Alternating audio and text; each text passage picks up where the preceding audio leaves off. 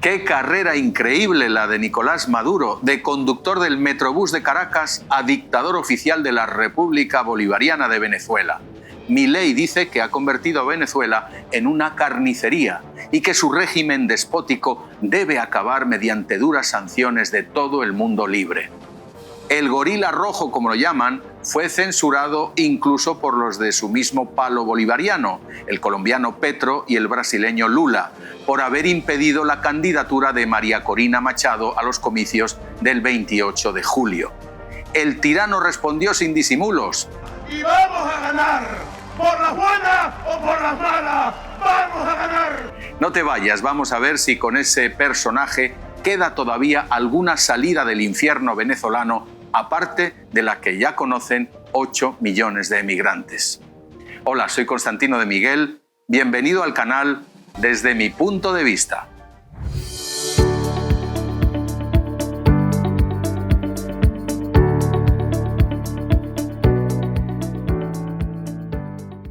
Parece que por la vía pacífica y civilizada de las urnas está resultando imposible deponer a Maduro y a la mafia chavista, que cumplen casi 25 años de destrucción y ruina de Venezuela. Desde la época de Chávez, la oposición al régimen narcocomunista ha sido un rotundo fracaso. Hay más, pero destaco a 3 opositores. Primero, Enrique Capriles, que tiró la toalla tras ser inhabilitado. Después vino Leopoldo López, encarcelado y exiliado en España. Y finalmente Juan Guaidó, apoyado por 50 países como presidente legítimo, pero que huyó de Venezuela sin dar verdadera batalla, mientras presuntamente se hacía con activos clave de petróleos de Venezuela embargados en el extranjero.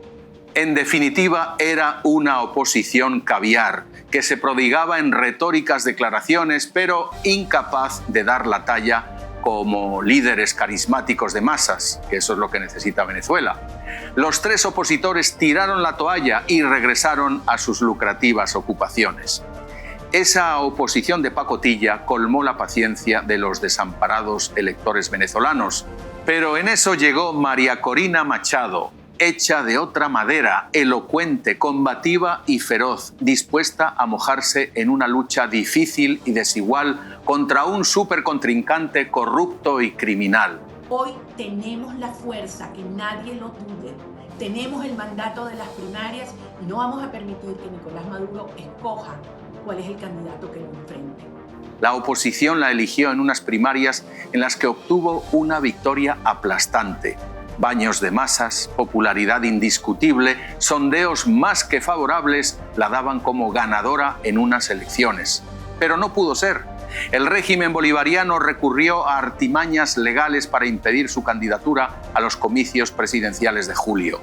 Dijo que no toleraría su candidatura por alta traición a la patria venezolana, al haber clamado en el pasado por la imposición de sanciones, además de insinuar una intervención militar en Venezuela para deponer a Maduro. El caso es que para la dictadura narcochavista todo vale con tal de sacudirse a cualquier contrincante. Siendo juez y parte, la legislación electoral venezolana puede hacer que hasta el más santo o santa resulte inhabilitado si eso no le conviene al régimen. La prueba son los más de 1.400 ciudadanos venezolanos que tienen prohibición para ejercer cargos públicos. Y la lista sigue creciendo cada día. Maduro quiere unas elecciones como las que había en aquella Europa del Este sometida al yugo soviético comunista. Existían elecciones y había varios partidos políticos, pero nunca tenían el poder real para competir en igualdad de condiciones con el todopoderoso Partido Comunista. Cualquier intento de desafiar el dominio del partido gobernante era suprimido. Maduro viene a decirnos: quien no está conmigo está contra mí. A pesar de todo ello, Corina no se arredró y presentó como sustituta a la filósofa y prestigiosa académica Corina Yoris, de 80 años. Pero tampoco le sirvió. La candidatura de Yoris también fue rechazada por el Comité Electoral precisamente por los nexos con Machado. La Plataforma Unitaria Democrática que encabezan las Corinas asegura que de esa manera Lamentablemente se han agotado todas las vías que quedaban para su participación en las elecciones de julio. Así las cosas, cabe afirmar que esa prohibición del régimen de Maduro es la prueba irrefutable de que la dictadura de Venezuela no se puede terminar por la vía civilizada de los comicios. El veto de Maduro es también una burla a los acuerdos de Barbados, por los cuales el gobierno y la oposición en Venezuela habían firmado una apertura democrática bajo la atenta mirada de observadores internacionales. La celebración de elecciones libres con acceso a toda la oposición tendría como recompensa que Estados Unidos relajaría las sanciones a Venezuela y le permitiría exportar petróleo, gas y oro. Pero el decreto de Maduro contra las Corinas ha convertido ese acuerdo en papel mojado, mientras los comicios de julio serán una auténtica farsa. La consecuencia para Venezuela es que a partir del 18 de abril debería regresar el embargo estadounidense, como se comprometió en su día la Casa Blanca si no se respetaban los acuerdos de Barbados. Pero eso parece una hipótesis poco probable, porque hoy por hoy el primer defensor de la satrapía venezolana es ni más ni menos que el presidente de Estados Unidos, Joe Biden. Biden prefiere mirar para otro lado porque, según el Wall Street Journal, Washington está preocupado de que las sanciones a Venezuela impulsen aún más la emigración ilegal de venezolanos hacia Estados Unidos, agravando aún más la crisis migratoria en la frontera sur del país. Biden permitirá que la petrolera Chevron siga operando en el país. Con el aval de Biden a Maduro, le da igual al régimen de Caracas que se consagre ante los ojos de la comunidad internacional como una dictadura hermética a prueba de reformas. Pero Maduro está asustado y afirma que la oposición lo que en realidad quiere es dar un golpe de Estado y asesinarlo. Por eso reacciona agresivamente al más puro estilo jacobino. Además de impedir la concurrencia de la oposición a las elecciones, ha intensificado las purgas en la administración y en el ejército, mientras la policía detiene a disidentes y activistas pro derechos humanos. También cualquier ciudadano que ose criticar al supremo líder en redes sociales puede ir a prisión. Y eso mismo le ha pasado al youtuber Óscar Alejandro, acusado de terrorismo tan pronto puso pies en el aeropuerto de Maiquetía. También el régimen apunta y lanza orden de captura al periodista crítico Orlando Avendaño. Según un informe de la OEA, en base a testimonios, el régimen de Maduro encarcela, tortura y en algunos casos ejecuta a disidentes políticos.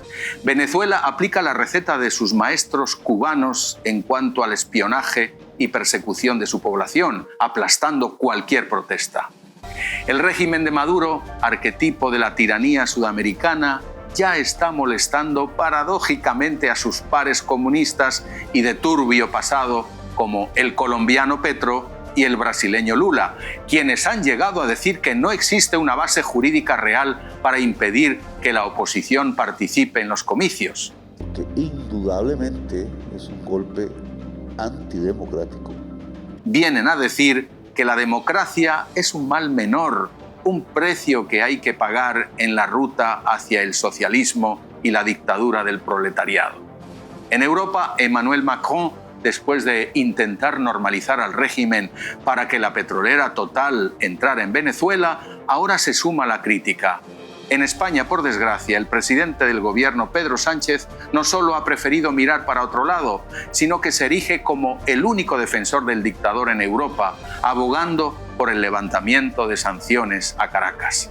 Sucede que Venezuela está en el epicentro de la corrupción del Partido Socialista Obrero Español, como demuestran 79 maletas y bultos que entraron en el aeropuerto de Madrid-Barajas sin pasar ningún control y a bordo de un avión cuyos pasajeros del gobierno venezolano ingresaron violando la prohibición del espacio Schengen. En las redes sociales se habla que esas maletas contenían colosales sumas de dinero del narco destinadas a ser recicladas en España, por ejemplo, para comprar pisos en el barrio de Salamanca. Vaya usted a saber. En todo caso, destacados miembros del PSOE, por ejemplo, un exministro y un ex embajador, están siendo investigados por haberse enriquecido ilícitamente gracias a las dádivas de Caracas y de Petróleos de Venezuela.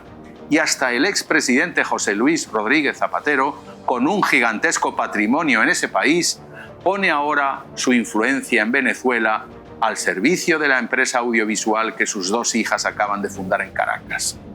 La extrema izquierda española vinculada a Podemos, que nació y prosperó con dinero bolivariano, está cumpliendo con su benefactor al defender ahora lo indefendible, diciendo por boca de su ideólogo, un tal Monedero, que la prohibición a Corina Machado es legítima porque la presentó fuera de plazo, y además es lógico que Caracas no quiera que concurra a los comicios porque quería conspirar contra el gobierno de Venezuela. Como María Corina Machado no había cumplido con los requisitos legales y como Manuel Rosales la había traicionado, según ha dicho la propia María Corina Machado, solo le queda hacer ruido internacional. Pero a pesar de estos lacayos a sueldo, lo cierto es que Maduro ha traicionado a sus amigos del Grupo de Puebla y hasta al mismísimo Papa. No tiene ya aliados, a excepción, claro, de Cuba, Honduras, Corea del Norte y la Rusia de Putin, solo por razones geopolíticas. Entonces, ¿es posible acabar con la tiranía bolivariana? Si la vía democrática ha sido invalidada por la propia dictadura, no cabe otra salida que la rebelión interna y la presión externa. La rebelión interna ya la llevan a cabo elementos de las Fuerzas Armadas, aquellos que escapan a las purgas del dictador, mientras la presión externa debería arreciar. Si no es el 18 de abril con Biden, será con su sucesor. Si es Trump ese sucesor, el embargo podrá establecerse. Y será el único embargo efectivo porque de Europa no se pueden esperar sanciones del buenismo comunitario y de la complicidad de Sánchez. En todo caso, el hecho de oponerse a unas elecciones libres y democráticas es un síntoma inequívoco de que Maduro se siente acorralado y acosado como un gorila herido. Se le ha caído la máscara a su estructura criminal. Después de haber destruido la economía de un país próspero y rico y de haber provocado el mayor éxodo en la historia moderna, el régimen comunista sobrevive gracias al miedo que orquestan sus asesores cubanos, al aparato represor de la policía chavista y también al dinero procedente de las narcomafias que engrasa a agentes y propagandistas dentro y fuera de Venezuela. Sí, amigos, creo que está clarísimo. Negociar con delincuentes es perder. Y aquí los perdedores son de nuevo los venezolanos, que ven alejarse otra vez la posibilidad de una transición hacia la democracia. Pero ante la tragedia de su país, les recordaría las palabras de Miguel de Cervantes. Por la libertad, así como por la honra, se puede y se debe aventurar la vida. Gracias por haber seguido este análisis hasta el final.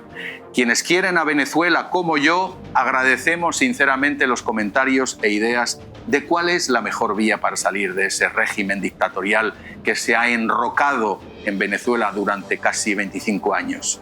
Aquí abajo puedes escribir tus opiniones, mientras agradezco un me gusta y suscripción a este canal que hago con total y absoluta independencia. Soy Constantino de Miguel, te deseo un feliz día.